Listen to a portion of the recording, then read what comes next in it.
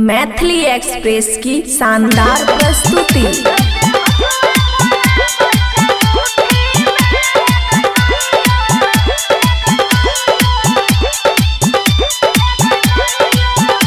Khushi recording studio Baluaha.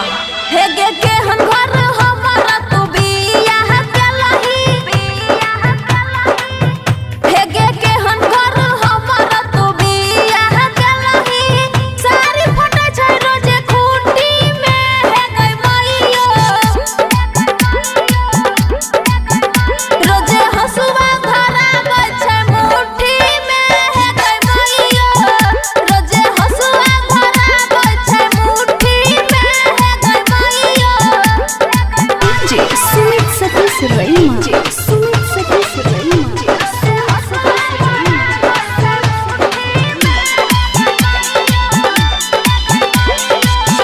Mix by अमन अक्के। तो हमार कोड़ल सिंगार ओहिने होइए बेकार, तो हमार जिंदगी में भेलै मैया साफे अनहार, तो हमार कोड़ल सिंगार ओहिने होइए बेकार, तो हमरा जिंदगी में भेलै मैया साफे अनहार। पाउडर क्रीम न कनियो भागल, आग लगल हमरा ब्यूटी में, हे गई मैया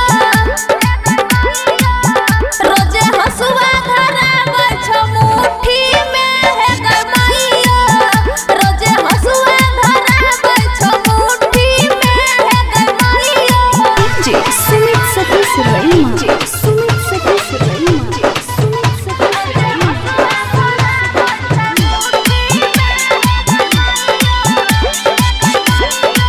खुशी रिकॉर्डिंग स्टूडियो बलुआहा। तसौस मोटकी हमार खाइ छै भर भर थरिया, तनन दो दीपाली रोजे कहो धोछी ररिया, धोछी ररिया।